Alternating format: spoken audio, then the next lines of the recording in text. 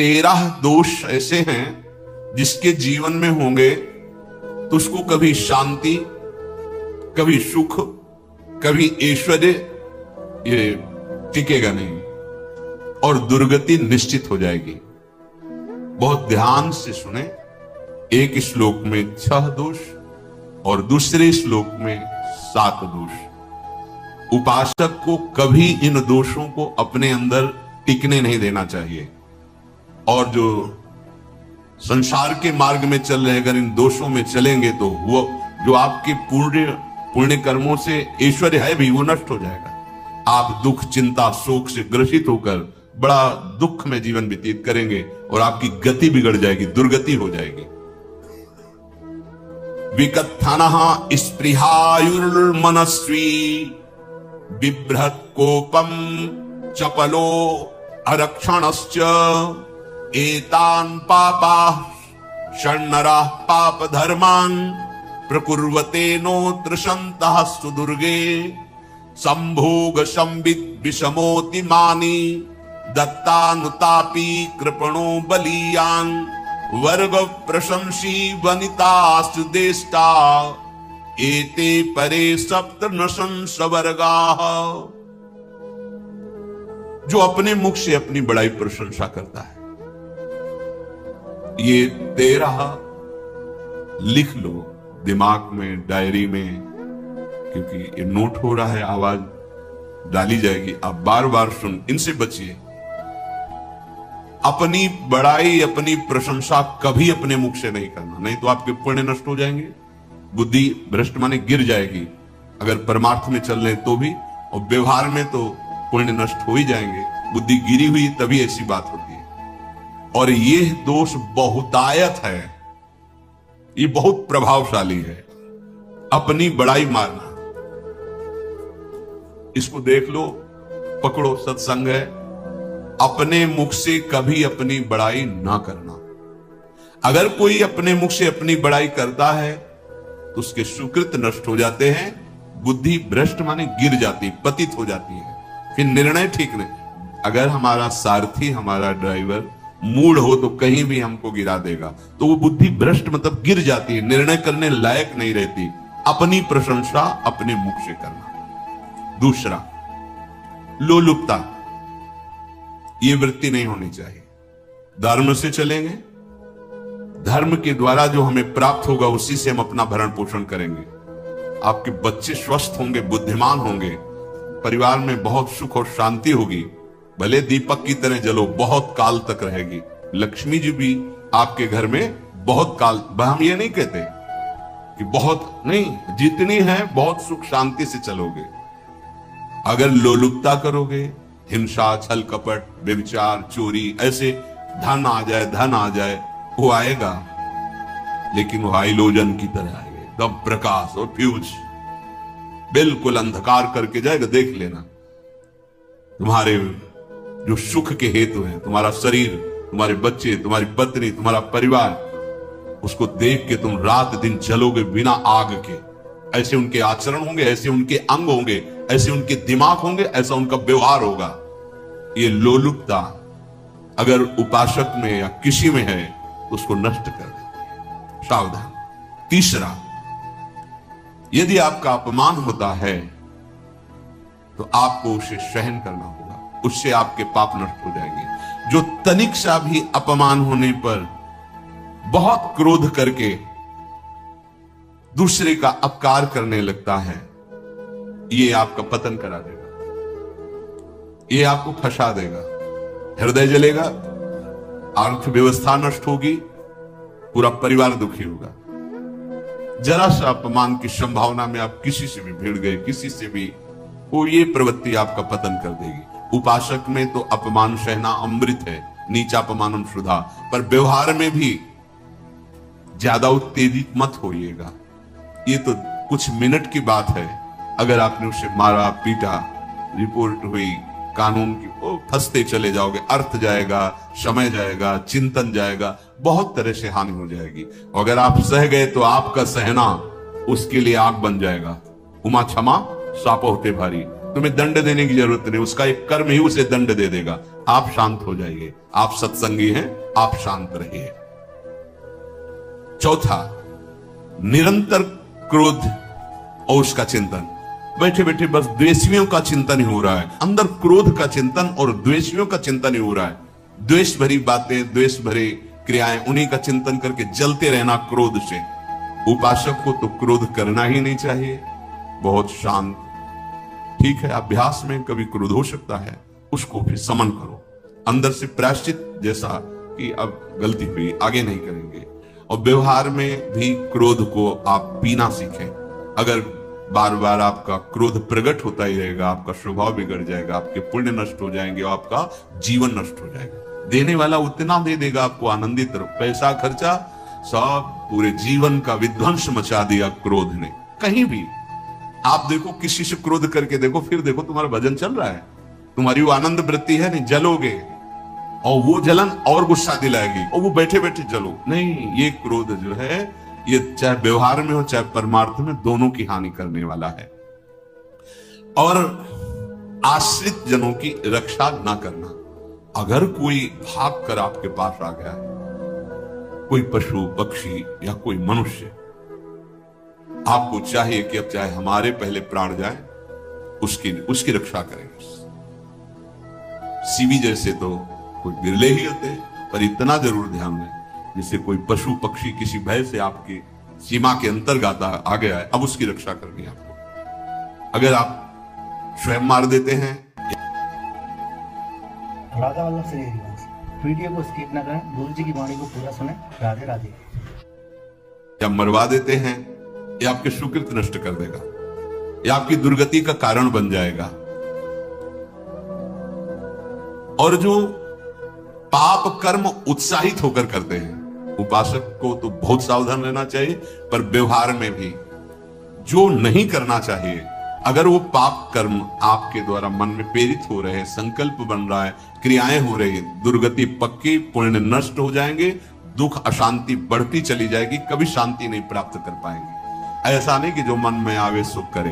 पापाचरण निडर और उत्साहित होकर करना, अगर ऐसे लक्षण है, निश्चित दुर्गति होती है। ये 6, अपनी बहुत बड़ाई करने वाला अपने मुख से, लोलुपता, तनिक से अपमान में सहन ना करने वाला, निरंतर क्रोधी और आश्रित जनों की रक्षा न करने वाला, और निडर हर्षित होकर पाप कर्म करने वाला।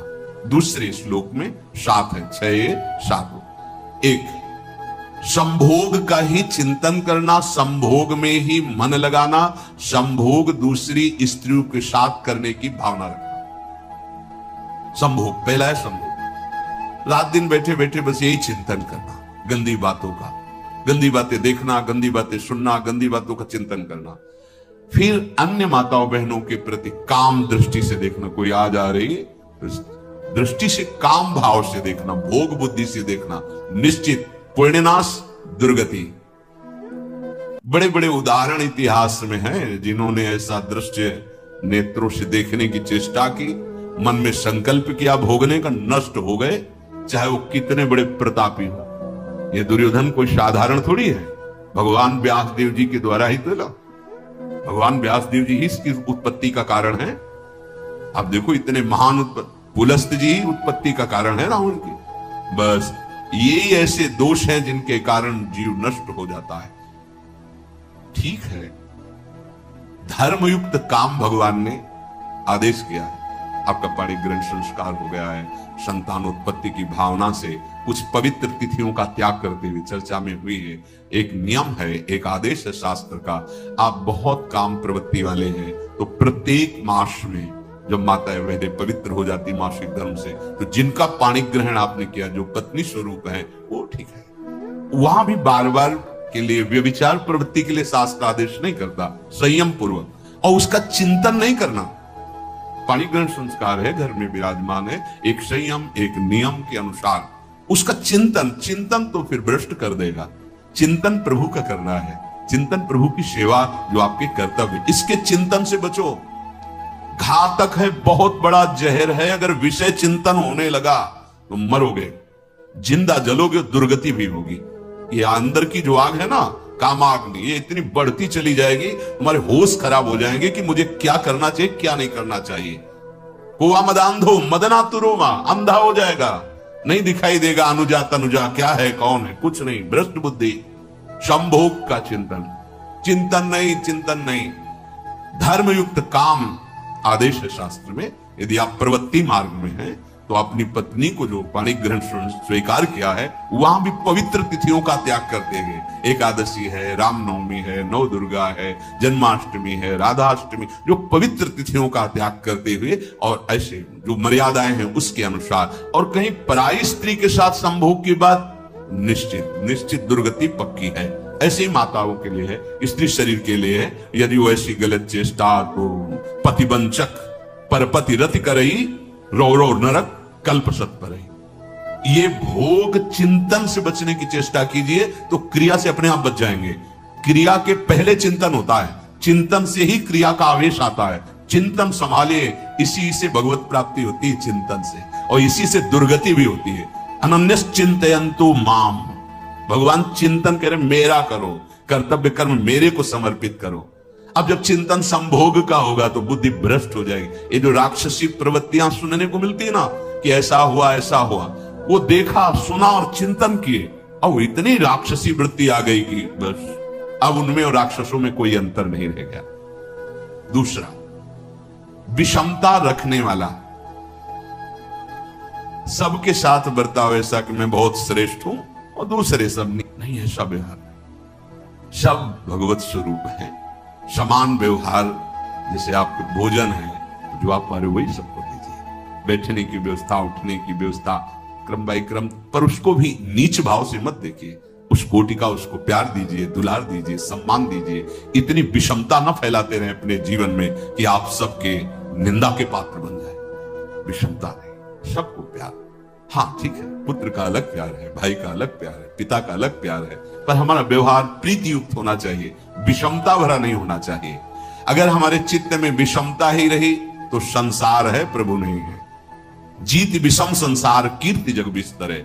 जो विषमता पर विजय प्राप्त कर लेता है वही भगवत प्राप्ति का अधिकार। ये विषमता बहुत बड़ी हानि है। तीसरी बात, अत्यंत मानी होना। जहां आपके प्राण कमजोर होंगे, पुण्य नष्ट होगा, आयुश्री सब नष्ट होना है, ऐसे आचरण करवाएगा गुरुजनों के साथ, महापुरुषों के साथ। ये बहुत नीच प्रवृत्ति है। अत्यंत मान प्रियता, मुझे सम्मान मिले, उत्तम प्रवृत्ति है। सबको मान देना, स्वयं अमानी रहना। चौथा, दान देने की बात कह के मुकर जाना या दान देकर पश्चाताप करना। दे दिया है, बहुत जल रहे हो, दूसरे से वार्ता कर रहे हो कि पता नहीं क्या बुद्धि में हो गया, हमने उसको इतना कहा था, उतना दे दिया, क्यों दे दिया, ऐसा मतलब अंदर चिंतन करना, क्यों दे दिया तो दिया। इसके बाद जो आपका जलन हो रही, पश्चाताप, सुकृत नष्ट हो रहे। दान देकर पश्चाताप करना या दान देने की बात कह के मुकर जाना। जैसे आपने कह दिया आपको इतना इतना ऐसा, अब आप मुकर गए, ब्याज सहित तुम्हें देना होगा, ये तुम्हारी दुर्गति का कारण बन जाएगा। ऐसे ही नहीं बोलना चाहिए, बहुत होश से। वाणी एक अमूल है, जो कोई बोले जान, ये तराजू तौल के तब मुख बाहर आन। पांचवा, अत्यंत कृपण होना। ना परिवार को सुखी कर पा रहा, ना अपने को सुखी कर पा रहा है। एक एक सिक्का बैंक में जो मर गया। धन की वास्तविक गति यही है कि अपने परिवार को उसकी अनुकूलता प्रदान करो, उसमें से कुछ हिस्सा किसी ऐसे को जिससे तुम्हें बदले में कुछ लेने की भावना ना हो। कोई साधु, महात्मा, गाय, पशु, पक्षी, किसी भी जीव बीमार है शरीरधारी, उसके जिससे कुछ कभी लेने की भावना न हो, एहसान की भावना न हो। सो धन धन्य प्रथम गति जाकी, धन्य हो गया उसका धन। अब वो कृपण का धन किसी काम में, ना स्वसुख, ना परिवार के सुख, ना धर्म कार्यों में, व्यर्थ जीवन चला गया। उसी धन का चिंतन करना, उसी का संग्रह करना और उसी की रक्षा करते करते शरीर छोड़ देना, तो चिंतन बिगड़ गया। तो कह रहे हैं जो कृपणता है और अर्थ और काम की प्रशंसा, उसी की चर्चा, उसी का चिंतन, रुपया और भोग, उसी की चर्चा कर, जहां बैठे रुपया की चर्चा, भोग की चर्चा, जहां एकांत में बैठे उसी का चिंतन, कैसे रुपया बढ़े, कैसे भोग मिले। और अगर अवसर मिला तो रुपया अधर्म से आवे चाहे धर्म से, उसको इसकी कोई परवाह नहीं। भोग चाहे धर्म से हो चाहे अधर्म से, जिसका अर्थ और काम भोग ही चिंतन है वो धर्म, जिसका धर्म चिंतन का विषय है तो अर्थ और काम भी ऐसा होगा जो मोक्ष प्रदान करने वाला हो। धर्म, अर्थ, काम, मोक्ष। और जो बालक, स्त्री, पागल, असहाय, जो इनकी रक्षा न करके इनकी हानि करता है, दुर्गति निश्चित है। माना आपकी पत्नी है, उसका स्वभाव बिगड़ा हुआ है, क्रोधी है, कटु वचन बोल, लेकिन आपके ही प्रारब्ध के लिए, माना आपका पति ऐसा स्वभाव वाला है, पर आपके ही प्रारब्ध से तो संयोग बना है आकर, अब इसका निर्वाह कर ले जाओ तो पवित्र हो जाओगे दोनों। और अगर झगड़ा और लड़ाई और मारपीट और कहीं हिंसादि के रूप में उतर गए तो फिर और करनी बिगड़ गई। बालक है, आप उसको ज्ञान नहीं कि आप पवित्र है, कि आप पवित्र है, उसको ज्ञान नहीं कि आप उसके साथ व्यवहार अच्छा कर रहे हैं कि बुरा कर रहे हैं। रक्षा करनी है आपको, शोषण नहीं करना। कह रहे स्त्री, बालक और पागल, जैसे विक्षिप्त है, पागल है, आपको रक्षा करनी है। बन जाए तो उसको भोजन, ऐसा नहीं कि ईंट मारो, उसको अपमानित करो, उसकी बुद्धि खराब है, प्रारब्धवशात खराब हो गई है, तो शास्त्र आज्ञा करता है स्त्री, बालक, जैसे पागल, विक्षिप्त आदि हैं, असहाय है, असमर्थ है, बूढ़ा है, वो आप सेवा भी करो तो गाली दे सकते हैं, उनकी बुद्धि बिगड़ गई, आपको उनको दंड नहीं देना, मारना नहीं है आपको। मान लो आपके बड़े बूढ़े बुजुर्ग जन हैं, आप सेवा भी कर रहे हो तो आपको कटु वचन बोल सकते हैं, आपकी निंदा कर सकते हैं, लेकिन आपको उनके साथ व्यवहार सद करना है। अगर आपने इन दोषों को स्वीकार किया तो निश्चित आपकी दुर्गति होगी, ना इस लोक में आपको शांति मिलेगी ना परलोक में। इसलिए इन दोषों को बार बार सुन करके और हृदय में जांचो कि कहीं है तो नहीं, अगर है तो सत्संग, भजन बल, भगवत प्रार्थना के बल से इन दोषों का त्याग कर दो, जीवन मंगलमय हो जाएगा। शिष्य आगे हर उपासक के गौर से समझ ले, तुम्हारे जीवन में जब तक भगवत साक्षात्कार नहीं होता तब तक क्रम बाई क्रम प्रश्न आते रहेंगे। एक तरफ प्रभु गुरुदेव, इष्ट गुरुदेव, एक तरफ परिवार, माया, पद, प्रतिष्ठा, लोक, लोकांतर की ये सब वैभव कीर्ति। प्रश्न आएगा प्रिय कौन है, प्रभु या ये? तो आप लुढ़क के उसी में हो जाओगे संसार की तरफ, यदि शरणागति की पुष्टता नहीं है। शब्द स्थिति का बोध कराते हैं, जो तुम्हारे मुख से शब्द निकलते हैं तत्काल जो विज्ञ जन है वो जान जाते हैं कि किस स्थिति में है ये। पूर्ण शरणागति का स्वरूप है मेरे तन मन प्राण होते प्रीतम प्रिय। लिख लो कागज में, मेरे तन मन प्राण होते प्रीतम प्रिय, ये शरणागति। तो आपकी परीक्षा होगी, तन मन प्राण। तन रोग हो गया, एक्सीडेंट हो गया, परिवार के लोग छोड़ दिए, कई तरह के, उस समय जय प्रियालाल की, जय श्यामाजू की, ये शरीर मेरा नहीं आपको समर्पित है। जीत गए, सही उत्तर दे दिया। मन, नाना प्रकार की वासनाएं, नाना प्रकार की प्रतिकूलताएं। अब आप मन के पक्ष में या प्रभु के पक्ष में? मेरा मन नहीं लग रहा, तुम मन के पक्ष में। मेरा मन ऐसा, तुम मन के पक्ष में। अरे मेरा मन क्या, हो तो प्रभु को दे दिया ना। अब वो गंदा सोचे तो प्रभु जाने, अच्छा सोचे तो प्रभु जाने, शांत है तो प्रभु जाने, अशांत है तो प्रभु जाने, आनंदित है तो प्रभु जाने, शोकित है तो प्रभु जाने। मेरा मन वो तो दे दिया। संतुष्ट है इनके नवा, हर परिस्थिति में वो प्रसन्न आत्मा रहेगा, यह मन समर्पित। प्राण भूखे रहे, प्यासे रहे, चाहे जितनी विक्षिप्तता आ जाए, चाहे जैसी परेशानी, हर परिस्थिति श्री कृष्ण अनुकूल है। अपने प्रियालाल के अनुकूल भाव में कोई फर्क नहीं पड़ा। तब मेरे तन मन प्राण हूते, गाते तो अपने सब लोग हैं, मेरे तन मन प्राण हूते प्रीतम प्रिय। तो अगर प्रीतम की प्रियता इतनी जोर की है तो अभी मृत्यु हो जाए तो मुझे क्या फर्क, अभी गलित कुष्ठ हो जाए तो क्या फर्क, अभी नाना प्रकार की अपमान हो जाए तो क्या फर्क नहीं। प्रीतम हूते तन मन प्राण प्रिय, ये मिलेंगे आपको 99 शरणागत में। कोई बिरला कृपा पात्र जो मेरे तन मन प्राण हूते प्रीतम प्रिय। तो परिणाम क्या होगा? अपने कोटिक प्राण प्रीतम मोसो हारे, अहम भक्त पराधीनो स्वतंत्र दीजिए। मैं परम स्वतंत्र कहलाने वाला परमात्मा अस्वतंत्र हूं, अपने भक्त के अधीन हूं, आम भक्त पराधीन। पर यहां तो प्रिया जो प्रेम की बात कहें कि मेरे इस सच्चिदानंद सुंदर वपु, मेरे प्राण मेरे मन स्वयं प्रभु ही बने हुए हैं, कोई दूसरा नहीं है। प्रियाजू का मन श्री कृष्ण, प्रियाजू का तन श्री कृष्ण, प्रियाजू के प्राण श्री कृष्ण, लालजू का तन मन प्राण सब कुछ प्रियाजू। श्याम रंग श्यामा रंगी, श्यामा के रंग श्याम, ये तो कहने को केवल दो है। प्यारी जू अपनी प्राण प्यारी हित सजनी जू से कहती, मेरे तन मन प्राण होते प्रीतम प्रीत। हमारे प्रीतम करोड़ों प्राण हम पे न्योछावर किए हुए हैं। तो हित सजनी जो कहती, जय हो युगल सरकार, आप तो हंस हंसनी की जोड़ी हो। भला जल और तरंग कहीं न्यारे न्यारे किए जा सकते हैं? भला शरण्य और शरणागत कभी अलग हो सकते हैं? ये बहुत बड़ा सिद्धांत का स्वरूप है। पहली पंक्ति से शुरू करो अपने जीवन की धारा को आराध्य देव में समर्पित करने के लिए। भगवत प्राप्ति केवल समर्पण से होती। प्यारे, अंदर की बात समझ लो, जितनी साधनाएं हैं वो अहम मिटाकर समर्पण के लिए है। खूब 1000 बार याद हो गया होगा, क्योंकि हमने लाखों बार ये चौपाई गाई, सबको याद हो गया। जो रोज प्रवचन सुनते हैं तो हम श्लोक शुरू करते हैं, उसके पहले वो बोल देते हैं, क्योंकि सिद्धांत के लाखों बार हो। बोले जननी जनक बंधु सुत दारा, जननी जनक बंधु सुत दारा, तन धन धाम सुहृद परिवारा, सबकी ममता ताग बटोरी, मम पद मन ही बांध बर डोरी।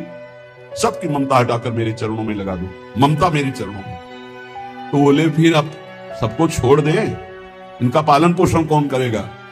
तो अभी जाना क्या अपने स्वामी को? तुम्हें स्वामी को क्या जाना?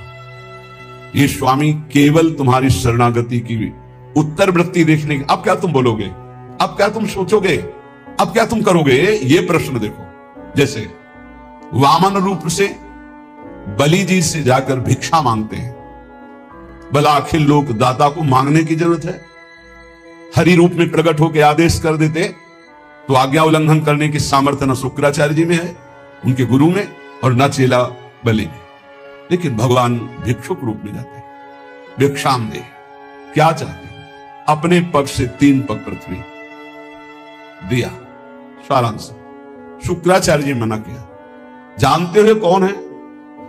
ये कपट वपु धारण किए हुए बामन दिखाई दे रहे हैं, लेकिन ये सर्वलोक महेश्वर, ईश्वरों के भी ईश्वर भगवान श्री हरि हैं। मैं कह रहा हूं फंस जाओगे, मत दो। काम नहीं। यदि हरि भिक्षा मांगने आए तो इतना सौभाग्य जो हमें मिला वो हम चूकेंगे नहीं। दे दिया, गुरु जी ने साप दे दिया, जा ईश्वर भ्रष्ट हो जा। कोई चिंता नहीं। एक तरह से गुरु जी ने सर्वस्व नष्ट होने का साप दे दिया, ईश्वर भ्रष्ट हो जा। कोई सिकन नहीं, संकल्प किया। समर्पित शरणागत भक्त की महिमा क्यों? ऐसी शरणागति उच्च कोटि की बलि जी की क्यों है? क्योंकि प्रहलाद जैसे महाभागवत के अंश हैं। विरोचन पुत्र बलि, प्रहलाद पुत्र विरोचन, विरोचन पुत्र बलि, उन्हीं के अंश है।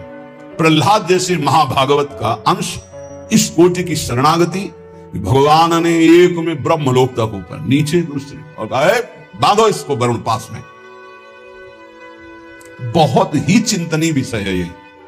इस पर बड़ा आनंद आया सैकड़ों बार चिंतन करके। अब आप सोचिए जरा, इष्ट है प्रभु, बांध इसको। और वरुण पास में भयानक पीड़ा होती, बांध। बोल, बड़ा दानी बनता था, गुरु ने मना किया, उनकी बात नहीं मानी। अब बोल, तीसरा पग कहां से पूरा करेगा? बलि जी की जगह अगर कोई और होता तो बहुत नम्रता से बात करता भी, तो कहता बहुत छलिया हो तुम, सर्वस्व अपहरण करने के लिए लीला की, और इसके बाद हम ही को डांट रहे हो। सब कुछ दे दिया तो आपको तो नम्र होना चाहिए, लेकिन ऐसा नहीं। बलि जी ने आंखों में अश्रु भरकर और कहा, प्रभु मैं हाथ भी नहीं जोड़ पा रहा हूं, क्योंकि आपने ऐसी दशा में पहुंचा दिया। तो पहले तो मैं वचन से बोलता हूं कि मैं हाथ जोड़कर आपके चरणों में प्रणाम करता हूं, हमारा प्रणाम स्वीकार करो। मुस्कुराहट युक्त बोले, और देखो जिस नपने से मांगने आए थे छोटे से वामन, वो रूप धारण करो और मुझे नापो। 2 में संपत्ति नाप ली, तीसरे में संपत्तिवान को। नाथ अभी संपत्तिवान बकाया है, मेरे माथे पे चरण रखो और नाप। निहाल कर दिया। भगवान बिक गए। आज भी द्वारपाल बने हुए वामन भगवान बलि जी के यहां रसातल में विराजमान है शास्त्र साहब। क्या हमारी शरणागति है, क्या हमारा आराध्य देव के प्रति समर्पण। हम आपको हृदय की बात करें, भगवान केवल अपनेपन से प्राप्त होते हैं, भगवान केवल समर्पण से प्राप्त होते हैं। ज्ञान से देख लो तो केवल अविद्या के त्याग से ही स्वरूप बोध होता है। ये अविद्या ही है। मैं मोर तय तोर, इसी को तो माया कहते हैं। मैं और मोर तोर तय माया, जेहि बस कीन्हे जीव निकाया। तो कैसे हम इस माया के प्रपंच से बचे? तो बोले मामे ये प्रपद्यन्ते माया में ताम तरंती थे, मेरी शरण में हो जा। बोले शरणागति भी नहीं आती, कैसे हूं? बोले मेरे संतों की शरण में हो जा, उनके समीप जा, प्रणिपा दे, साष्टांग दंडवत कर, नम्रता से प्रश्न कर, उत्तर मिलेगा। वैसा आचरण कर, मेरी समर्पित वृत्ति आपके अंदर जागृत हो जाएगी। बड़ा सूक्ष्म स्वरूप भगवत प्राप्ति के लिए यदि आपके हृदय में सत्संग प्राप्त विवेक के द्वारा उत्साह हो रहा है, तो ये जो पद लिखा हुआ है इसमें प्रेम का रहस्य प्रिया जो वर्णन कर रहे हैं, और दूसरा भारी सिद्धांत प्रेम का छुपा हुआ है। जोई जोई प्यारो करे, सोई मोहि भावे। इतना तो याद ही हो गया होगा सबको। तो जब विपरीतता आती है, अपमान होता है, प्रतिकूलता आती, तिरस्कार होता है, निष्कासन होता है, तो ये बात सामने रखो, जोई जोई प्यारो करे, सोई मोहि भावे। फिर जब आप ये सामने रखोगे तो तुम्हारे सामने का दृश्य बदल जाएगा। जब प्रश्न का उत्तर दे दोगे तब आएगा भावे मोहि जोई, सोई सोई करे प्यारी। भगवत रसिक जी कहते हैं, जो मैं चाहता हूं वैसे केली करते हैं। एक क्षण के लिए नेत्रों से ओझल हो जाऊं तो भगवत भगवत भगवत ऐसे पुकार पड़ते हैं। ए चूको मत, समर्पण नहीं करोगे तो छीन लेगा काल, काल छीन लेगा। काल के अधीन है ये देह, ये प्राण काल के अधीन है, नष्ट हो जाएंगे। समर्पित कर दो, नष्ट होने वाली चीज तो अविनाशी मिल जाएगा। जन्म जन्मांतर से जिस महासुख के लिए भटक रहे हैं, कहीं समर्पण जाके लिखा पढ़ी नहीं करवानी है, बस आपको प्रश्न का उत्तर देना है। और प्रश्न जब आता है तो प्रश्न के रूप में नहीं आता है, समस्या के रूप में आता है। ध्यान रखना, हमारे अध्यात्म का प्रश्न ऐसे नहीं आता कि आओ बैठो उत्तर दीजिए, खड़े होइए, ये इतने प्रश्न का उत्तर मुख से दीजिए, इतने लिखित दीजिए, ऐसा नहीं होता कुछ। यहां घटना होती है। अब उस घटना में तुम्हारा ज्ञान विज्ञान खींच लिया जाएगा। अब तुम बोलो, इसका उत्तर दो, संसार की तरफ हो या हरि की तरफ। और अगर उस समय नारद जी की तरह, जैसे नारद जी का सब कुछ अपहरण हो गया, तभी उनको वो राजकुमारी प्यारी लगी, उस समय भी वो सोचते हैं कि हरि के समान हित करने वाला मेरा कोई नहीं। और एकांत में हरि की शरण में होके कहते हैं, जेहि विधि होए नाथ हित मोरा, करहु सुबेगी दास में तोरा। बलिहारी है, आचार्य है भक्ति के। प्रचंड माया की स्थिति में वो कह रहे हैं, जेहि विधि होए नाथ हित मोरा, करहु सुबेगी। क्या बिगड़ा? कुछ नहीं। ए तिरस्कार, अपमान, निष्कासन, नाना प्रकार की विपरीत परिस्थितियां, उस समय तुम किस पक्ष में हो? इष्ट और गुरु के पक्ष में हो या स्वजन संबंधी व्यवस्था, बैंक बैलेंस, अपनी संपत्ति, अपनी नौकरी, अपना वैभव, क्या किधर हो? तो ये उत्तर है, उत्तर। और एक सेकंड में कॉपी जांच दी जाती है। आपका उत्तर आया, उसी क्लास में रहोगे, क्लास से तो नीचे नहीं जाओगे, नामे भक्ता प्रणश्यति, पर ऊपर भी नहीं उठ पाओगे। अभी फिर पढ़ो, फिर आएगी समस्या रूपी प्रश्न। इस मार्ग में प्रश्न के दो स्वरूप हैं, एक भयंकर, लुभावना, सुहावना। दो भयंकर, एक प्रश्न, एक लुभावना और सुहावना। इतना सुखद जो कभी सोचा था कल्पना में, वो भोगने को मिलेगा। अब उस समय प्रश्न है, वो भोगोगे या प्रभु? अगर आपको है नहीं नहीं नाथ बचाओ बचाओ, प्रभु करुणा में, नहीं नहीं मैं फिसल सकता हूं, प्रभु मुझे बचाओ, सच्ची मानिए, दृश्य ही गायब हो जाएगा। वो दृश्य ही ले रहेगा लुभावना, वहां हरि मिलेगी पक्का। करो सदा तिनके रखवारी, जिमि बालक राखे महतारी। पर हमें लगता है एकांत समय है, भगवान की इच्छा से ही ये सब सुख सामग्री आई। भोगो भाई, सुख सामग्री स्वीकृति, भगवान की स्वीकृति नहीं की तो नहीं। लुभावना सुहावना प्रश्न और भयंकर प्रश्न, ये दो जीवन में आते हैं। हाथ जोड़कर प्रार्थना है, सौदा बहुत सस्ता है भगवत प्राप्ति का, बस तुमको केवल उत्तर देना है। और रोज ये पढ़ाई ही है, रोज पढ़ाई जा रही है। जो सत्संग है ना, सर्वसंगोपहो इमाम, समस्त आसक्तियों का त्याग कराकर भगवत आसक्ति प्रदान करने के लिए। इसलिए बहुत ध्यान में रहो, तुम भगवत प्राप्ति के लिए कदम बढ़ा रहे हो, इसलिए सर्वस्व नाश हो जाए पर हम भगवत प्राप्ति नहीं छोड़ेंगे तो कुछ नाश ही नहीं हुआ। क्योंकि जो नाशवान है वो तो केवल नाटक था माया का, कुछ नष्ट थोड़ी होता है, कुछ नष्ट नहीं होता कुछ भी, केवल आकृति परिवर्तित होती है। आग आग में, जल जल में, पृथ्वी पृथ्वी में, वायु वायु में, आकाश आकाश में, भगवान का अंश भगवान में स्वरूप है। क्या नष्ट हुआ? कुछ नहीं। आपका परम मंगल हो जाएगा यदि आप प्रभु के पक्ष में रहेंगे। उपासक जीवन भर कदम अपने प्रभु के पाले में रखे, उस पाले में न रख दे, पर चूक हो जाती है। अगर आप प्रभु के पाले से कदम न हटाएं तो आपके लिए प्रभु सब कुछ बनने के लिए तैयार है। सच्ची मान लेना, हमारी बात को हृदय से समझ लीजिए। आपको लग रहा है यदि मैं संसार के पक्ष में नहीं हुआ तो नष्ट हो जाऊंगा, तो हम कह रहे हैं अगर प्रभु के पक्ष में हो गए तो तुम्हारा संसार भी शाश्वत हो जाएगा, तुमको संसार में भी गोविंद ही नजर आएगा, वही शाश्वत सच्चिदानंद। जैसे रस्सी में सांप भास रहा है तो ना पहले सांप था, ना मध्य में सांप है, ना आखिरी में सांप रहेगा। सांप की जो भावना बनी वो मूल रस्सी में बनी। ऐसे ही ब्रह्म में ही ये संसार है, रस्सी में ही सांप भास रहा है। ऐसे ही श्री कृष्ण में ही ये नानात्व भास रहा है। मत्ता परतरम नान्यत किंचित् अस्ति धनंजय, मेरे सिवा हे अर्जुन कुछ नहीं है। ना पहले कुछ था, ना आप कुछ है, ना आगे कुछ है। तो पाला में पैर रख श्री कृष्ण के, मैं आपके पक्ष में हूं। ये बिल्कुल सत्य समझ लीजिए। कभी भी प्रश्न आ सकता है, दिन रात कभी भी आ सकता है। आपको एक बात केवल पकड़नी, हमारा पक्ष प्रभु से है। सब कुछ नष्ट हो जाए, प्रभु को नहीं छोड़ सकते। हम कैसे भी हैं, कुछ नष्ट नहीं होगा, स्वयं प्रभु ही सब कुछ बने है, पक्का विश्वास। हमारी चूक हो जाती है, भगवान को छोड़कर और मायाकृत वस्तु व्यक्ति स्थान का आश्रय ले लेते हैं, बहुत दूर हो जाते हैं इष्ट और गुरु से। प्यारी जू और प्यारे जू परस्पर एक ही तत्व है। आचार्य चरण इस पद की रचना करके एक रुचि, एक दृष्टि, एक प्राण, एक स्वभाव वाले युगल किशोर की आंतरिक भावना का वर्णन कर रहे हैं। और हमारे भाव में शरणागति के सिद्धांत की चरम सीमा, सिद्धांत का भी वर्णन, चरम सीमा जो अंदर भाव दिए अभी जिसकी चर्चा हुई, और प्रेम का।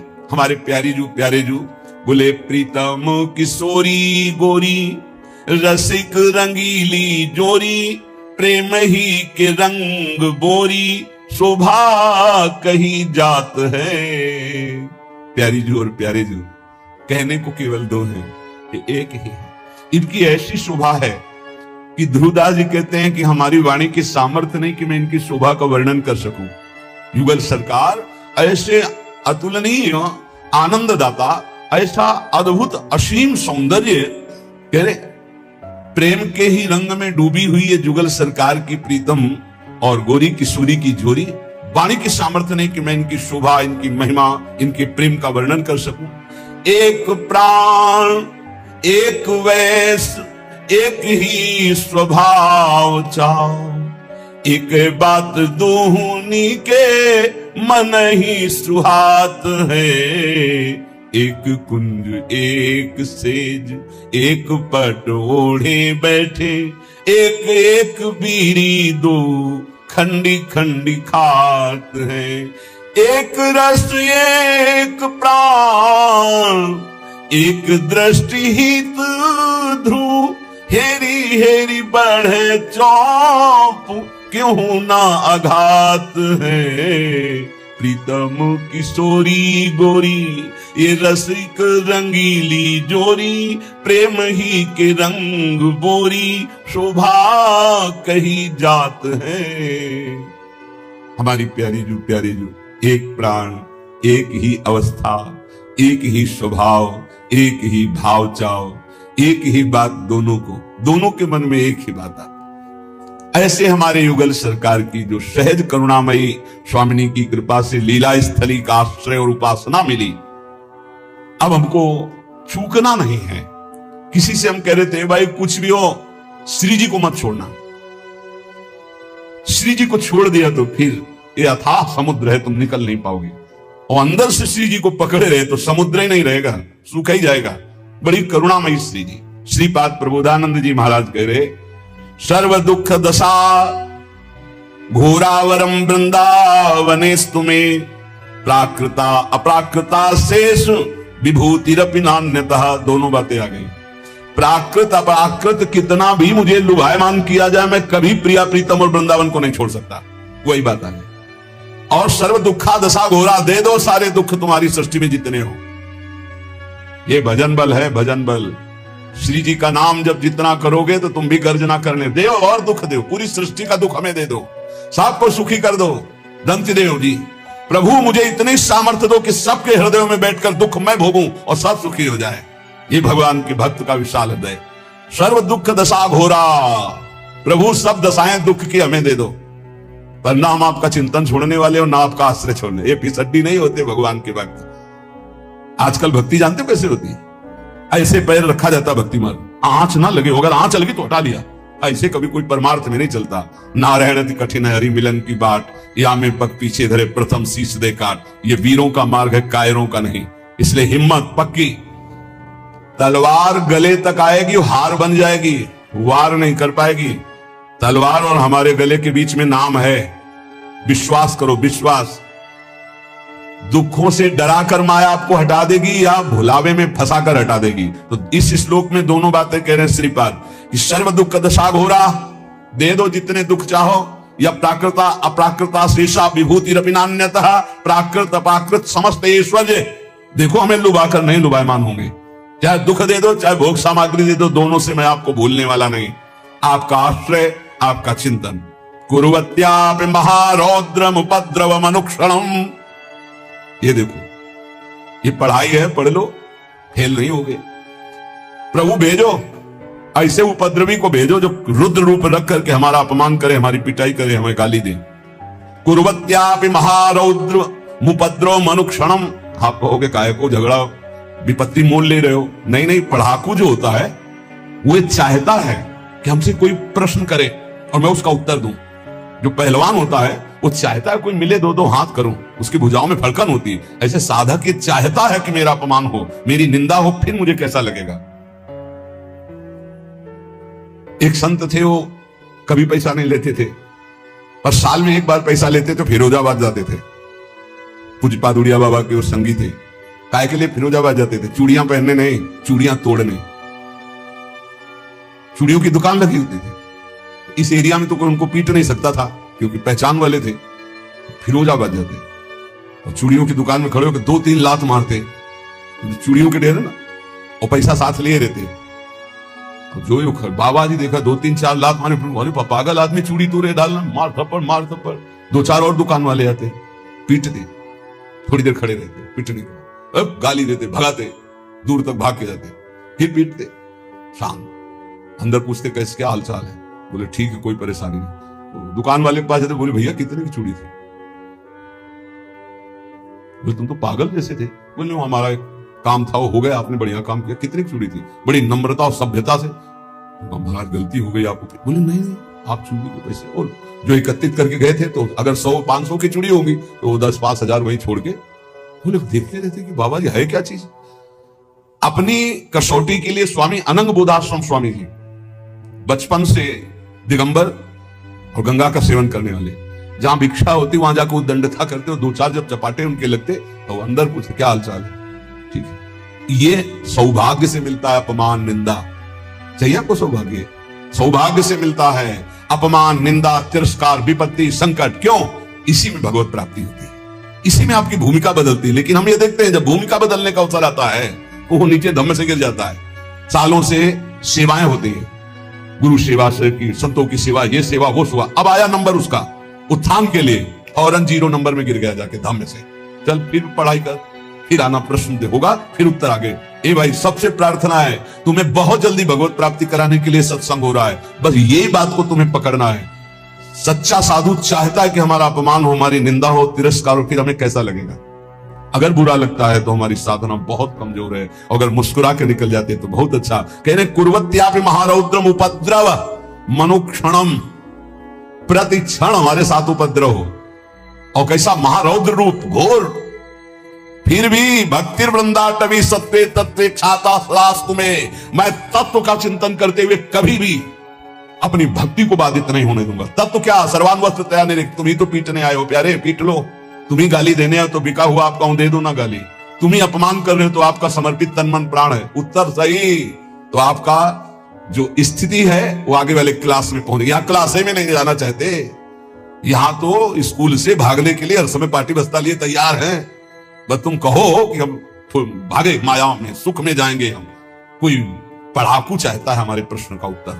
सच्ची मानिए, आप भक्ति करोगे आपके जीवन में प्रश्न ही आएंगे, और यही प्रश्न जो रोज पढ़ाए जा रहे हैं, बिना ऐसा नहीं कि कक्षा 4 वाले को 10-12 का वाले क्लास का प्रश्न किया जाए, नहीं, रोज ये सत्संग पढ़ाया जा रहा है। आप कुछ नहीं है, ये स्वप्न है, एक दीर्घ स्वप्न है, बड़ा स्वप्न है, बढ़िया दुल्हन, बढ़िया लड़का बच्चा, बढ़िया मकान, फूले घूम रहे, मारा चाटा काल नहीं, खत्म, न दुल्हन न लड़का न बच्चा। अब चल, आया था भगवत प्राप्ति के लिए, फंस कर फिर जीवन नष्ट कर दिया, तो क्या करें? बाबा जी बन जाए तुम्हारी करें? नहीं, हम नहीं करते। उन्हीं में भगवत भावना करके सत्व भाव से भगवान को समर्पित हुई, सत्व का मतलब होता है सात्विक निर्मल अंतःकरण, भगवान को समर्पित चित्त से एक एक श्वास भजन करते हुए, अपना कोई संबंध किसी से न मानते हुए, अपना संबंध भगवत भाव से रखते हुए, नाते नेह राम के मनियत सुहृद सुषेव्य जहान, आनंद की अनुभूति हो जाएगी। श्री राधा माधव के चरणारविंद के आश्रित को ऐसी स्थिति प्राप्त होती, कोई दुख शोक भय चिंता स्पर्श नहीं कर सकता। संतवाणी जो महापुरुष सदैव भगवान के चिंतन में निमग्न है, वो कह रहे हैं, भयम भयानाम अपहारिणी स्थिते मनस्यनन्ते मम कुत्र तिष्ठति यस्मिन् स्मृते जन्म जरांतकादि भयानि सर्वाण्यपयांति तात।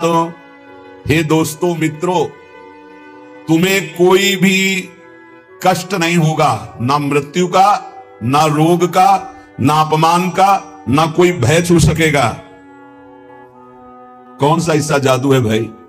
बोले समस्त भयम भयानाप हारिणी स्थिति, समस्त भय भय का अपहरण करने वाली एक स्थिति जागृत होती है। कैसे जागृत होती है? अनंत महिमाशाली भगवान के नाम का जो स्मरण करता है। हम अपनी कल्पना से भयभीत होते, कहीं कोई भय नहीं है। जहां भय लगा है वहां हमने देखा हमारी कल्पना हमको भयभीत करती है। नाम जब चल रहा है तो तुम्हें भय कोई परास्त नहीं कर। भयम भयानाम हारिणी, समस्त भयों का अपहरण करने के लिए नाम विराजमान है। चौथी स्टेज में कैंसर, अब कभी भी शरीर छूट सकता है। पूरा तिलक लगाए मुस्कुराते हुए बात कर रहे थे, बोले बस बल है राधा नाम का। अभी कुछ दिनों से जुड़े थे, यही एकांतिक में उनका बड़ा भी है। हे भयम भयानाप हारिणी स्थिते, समस्त भयों का अपहरण हो जाएगा। विश्वास करो, तुम कितने दिन पैसा कमा लोगे, कितने दिन भोग लोगे, कितने दिन परिवार को संभाल लोगे। हरि गुरु का अंतर से भाव तुम्हारे नहीं जुड़ पा रहा है तो क्या तुम अविनाशी हो? अगर आज मर गए तो तुम्हारी पत्नी, तुम्हारे पुत्र, तुम्हारा परिवार कौन चलाएगा? विश्वंभर भगवान। तो आज विश्वास क्यों नहीं करता भगवान पर? अपने पर क्यों ले रहा है कि अगर नहीं हुआ तो मैं बर्बाद हो गया? बर्बाद तू तो है ही। आबाद कब तू हुआ था? आबाद तो उस क्षण होता है जब उस ईश्वर का आश्रय ले लेता है और पूरा भरोसा ईश्वर पे छोड़ देता है, उसे कहते हैं आबाद होना। अहंकारी कभी, अपने को कर्ता मानने वाला कभी आबाद नहीं होता। यही समय तो होता है उत्तर देने का, मैं आपका। सर्वस्व नष्ट हो जाए तो भी स्वामी मैं आपका, आपकी आज्ञा के अनुसार आपके विरुद्ध कभी नहीं चल सकता, चाहे प्राण चल। भगवत प्राप्ति ऐसे होती है। नौकाएं कभी डूबती नहीं, लड़खड़ाती नहीं, छेद होती नहीं।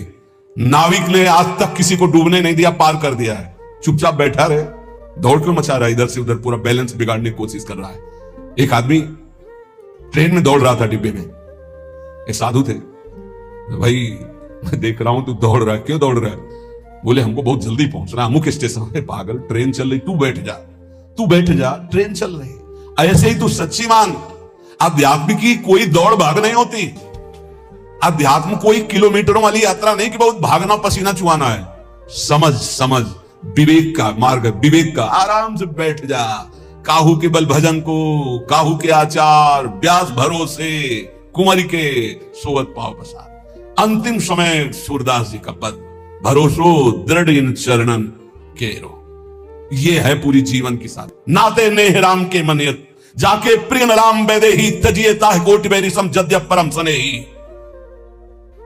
पुलापा नहीं चलता, यहां ठोस चलेगा, ठोस घनीभूत भक्ति, और वो होती भक्तों के चरणों से, हरिभक्तों के चरणों से। जरा भी आप प्रश्नवाचक चिन्ह आपके सामने लग गया तो शरणागति में कलंक लग जाएगा। नहीं, भगवत प्राप्ति का माइक से ठेका लेते हैं। शरणागति, भगवत प्राप्ति बिल्कुल सहज सरल, सब कुछ उनका था, उनका है, उनका ही रहेगा। तुमने जो अपना मान लिया है बस वही समर्पित कराने के लिए रोज सत्संग हो रहा, उसी को समझ लो। भगवान ही तुम्हारे पुत्र परिवार के रूप में हैं, वही ऐसा प्रश्न खड़ा करेंगे कि तुम भगवान को देखते हो या पुत्र को देखते हो। हमें श्री भगवान की तरफ देखना है तो वो भी हो जाएगा, सब मंगल ही मंगल हो जाए। और अगर पक्ष ले लिया संसार का तो गए, नंबर से आप नीचे उतर जाएंगे। इसीलिए कह रहे, अगर भय मुक्त होना, सबसे बड़ा भय मृत्यु का है, जो बच नहीं सकते, वो आने वाला है। तो बोले जब साधु भी मरता है, गृहस्थ भी मरता है, तो भी भजन से क्या है? साधु मरता नहीं, सांप जैसे अपनी केचुल छोड़ता है, ऐसे साधु अपने शरीर को छोड़ता है और भगवत धाम जाता है। मरता है विषयी पुरुष, जन्मत मरत दुषा दुख होई। इसलिए भयम भयानाप, जो नाना प्रकार के भय, नाना प्रकार के दुख, आपको चिंता शोक, उनसे मुक्त होने के लिए बार बार कहते हैं राधा राधा राधा, नाम जप करो, प्रभु के आश्रित हो जाओ, अपनी चिंता छोड़ो, अपने परिवार की चिंता छोड़ो, भगवत चिंतन करो, बहुत बढ़िया जिम्मेवारी भगवान ले लेंगे। सच्ची मानिए, कर्तव्य छोड़ने की बात नहीं कह रहे हैं, चिंता छोड़ने की। तुम्हारे चिंता करने से होगा, ओवर थिंकिंग तुम्हारे सोचने से होगा कि हम ये महल बनेगा, महल के ऊपर अटारी चढ़े, फिर ये होगा, फिर वो होगा, फिर होगा। तो बोले हम कुछ सोचे ना, नहीं, राधा राधा राधा, वर्तमान में राधा राधा जब, जो आगे होता चला जाए उसको करता चला जा, तो जीवन मुक्त हो जाएगा गृहस्थी में रहते हुए। सोच हमको नहीं, सोच हमारे प्रभु देंगे, आगे क्या करना है वो करेंगे। हम संकल्प विकल्प करके फंस जाएंगे। बाले क्रीडन का सक्ता यौवने विषयोन्मुखा अज्ञानयन्त्य शक्त्याः च वार्धकं समुपस्थितम् तस्मात् बाल्ये विवेकात्मा यतेत श्रेयसे सदा बाल्य यौवन वृद्ध्यायैर्देह भावैः संयुतः। संसारिक जन बाल्यावस्था खेल कूद में व्यतीत कर देते हैं। हम प्रणाम करते हैं उन माता पिता को जो अपने बच्चों को बाल्यावस्था से नाम जपना, समय से उठना, पृथ्वी माता के चरण छूना, सूर्य भगवान को नमस्कार करना, अच्छे अच्छे आचरण सिखाते हैं। आजकल माता पिता नहीं उठते प्रातः काल, तो बच्चों को क्या उठाएं प्रातः काल? 11 बजे तक उठते।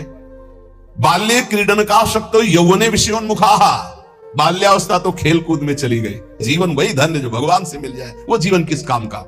आजकल कह रहे हैं कि बाल्य क्रीडन का शक्त, बालकों को तो क्रीड़ा अवस्था में ऐसा लगा दिया कि बाल्यावस्था कब निकल गई पता नहीं चला। यौवने विषयोन्मुखा, यौवन अवस्था भोगों में फंसा दे। अरे भाई, भगवान कृपा करें सबको अच्छे माता पिता मिले। कैसे अच्छे माता पिता?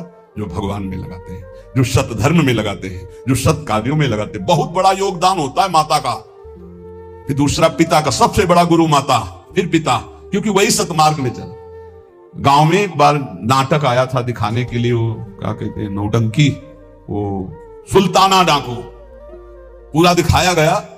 रात भर देखा था, बच्चे थे उस समय। तो जब उसको फांसी की सजा दी गई तो उससे पूछा गया तुम्हारी अंतिम चाहत क्या है? वो हम पूरी जिंदगी भर ध्यान रखा, बोले हमारी माता को हमसे मिला दो। माता को, जे ही माता मिलने आई तो गले लगे और दांत से पूरी नाक काट ली माता की। तो आप ईश्वर ने पूछा ये क्यों किया? बोले मुझे आज फांसी के फंदे में चढ़ाने वाली ये है। पहली बार हमने पेंसिल चुराई थी, और जब इसको कहा कि मां मैं पेंसिल चुरा के लाया, तो इसने कहा बहुत अच्छा बेटा, लिखने के काम आएगी। बस उसी दिन से मुझे लगा कि बहुत अच्छा कार्य है। बाद में सुल्ताना डाकू बना और मुझे इसकी फांसी की सजा मिल रही। तो सबसे बड़ी अपराधिनी मेरी मां है जो मुझे इस मार गई। मां प्रथम गुरु है।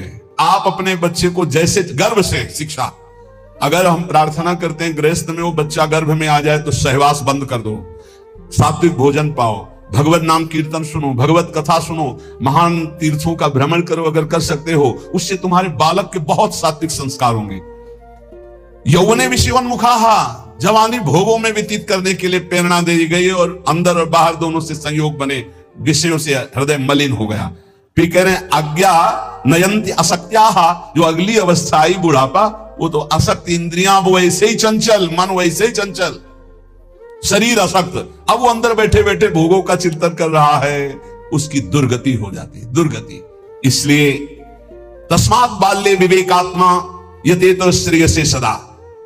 विवेकवान होकर बाल्यावस्था से वो माता पिता धन्य है जो अपने बच्चे को शासन में लेकर, बाल भोग बना रहे, 5 मिनट राधा राधा कीर्तन कर, अभी तुझे पवाते, थोड़ा सा नाम संस्कार डालिए भगवत कीर्तन का, भगवान नाम जप का, बैठ 5 मिनट बैठ के कथा सुन, देखो सत्संग सुन, या स्वयं सुनाने लगे कोई ना कोई ग्रंथ की बात। संस्कार पढ़ते हैं, गर्भ से संस्कार पढ़ते। अभिमन्यु जी को गर्भ में ही चक्रव्यूह तोड़ना आ गया था, प्रहलाद जी को गर्भ में ही परम महाभागवत बना दिया था नारद जी ने। अगर आप गर्भस्थ शिशु से शिक्षा प्रारंभ करेंगे तो कोई महान राष्ट्रभक्त महात्मा पैदा होगा। विवेक की पुरुष को चाहिए कि जिस समय बाल्यावस्था है वो पूरे जीवन की अद्भुत शैली बनाने के लिए उसको आप शिक्षा दीजिए। जितने गंदगी व्यसन है वो सब माता पिता के आचरणों का प्रभाव बच्चों पर पड़ता है। बहुत होश में माता पिता अपना व्यवहार रखें, नहीं बच्चे फिर वो ही जानते हैं क्या करते हैं, बुढ़ापे में मार थप्पड़ घर के बाहर कर देते हैं कि तुमने हमको यही शिक्षा दी है आधुनिकता की, भोगों की, विषयों की, तो उसी का सुख लो। इसलिए तदे तद्वो मयाख्यातम यदि जानीत नानृतम तदस्मत् प्रीतये विष्णु स्मृत्याम बंधु मुक्तिदः। मित्रों, मैं तुम लोगों से प्रार्थना कह रहा हूं, तुम झूठ मत समझना। अगर समस्त दुख और बंधनों से छूटना है तो तुम केवल हरि स्मरण प्रारंभ कर दो।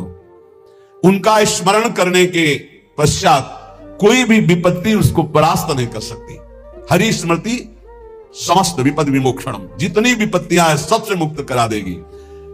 तुम मेरी बात मान लीजिए। तदस्मत् प्रीतये विष्णु स्मृत्याम बंध मुक्तिदा, समस्त बंधनों से मुक्त हो जाओगे, मृत्यु का भय नष्ट हो जाएगा केवल हरि स्मरण। प्रयासः स्मरणे कोश्य स्मृतो यच्छति शोभनम पापक्षयश्च भवति स्मरताम तम अहर्निशम। स्मरण मात्र भगवान का परम मंगल परम कल्याण करता है। क्या जाता है? हरिशरणम राम कृष्ण हरि, राधा राधा हरे नमः। जो पसंद आवे, हमारे भगवान की तो अनंत नाम है, राधा वल्लभ श्री हरिवंश, जो पसंद आवे। खूब नाम कीर्तन, खूब नाम स्मरण। जो नाम स्मरण करता है समस्त मंगल समस्त कल्याण हो जाता है। अब आप बहुत ध्यान यहां दीजिए, नाम स्मरण प्रारंभ करेंगे तो 2 प्रक्रियाएं होंगी। यदि आपके पाप अधिक हैं तो तत्काल पाप नष्ट होना प्रारंभ हो जाएंगे। अब उसके लिए घटनाएं घटना प्रारंभ हो जाएंगी, विपत्ति, दुख, परेशानियां। आप ऊब मत जाना। और अगर आपके पुण्य अधिक हैं तो पुण्य शुरू हो जाएंगे। ये लाभ, ये लाभ, ये लाभ। तो आप वो नाम जप का लाभ मत मान लेना। वो नाम जप से दुख आ रहा है ऐसा मत मान लेना। वो शुभ अशुभ दोनों को नष्ट करके आपको अखंड आनंद प्रसन्नता की तरफ ले जा रहा है। इसलिए धैर्य चाहिए नाम जापक में। सुख दुख नाम का फल नहीं है, सुख दुख पाप और पुण्य का फल है। आनंद और प्रसन्नता ये नाम का फल है। प्रसन्नता ये ब्रह्म स्वरूप है। प्रसन्नता, हर समय प्रसन्न रहना, ब्रह्मभूता प्रसन्न आत्मा। जो रात दिन प्रभु का स्मरण करते हैं उनके सब पाप नष्ट हो जाते हैं। प्रभु में अहर्निश बुद्धि लगने के कारण प्रभु परम सुख समुद्र है, इसलिए सुख समुद्र हो जाता है, हर समय सुख में डूबा रहता है। तापत्रयणे भीतम यदे तदखिलम जगत तदा सोचेषु भूतेषु द्वेषम प्राज्ञः करोति कहा। ये संसार 3 तापों से जल रहा है। तुम शोचनीय पुरुषों जैसे जलने के लिए तैयार मत हो। अगर तुम बचना चाहते हो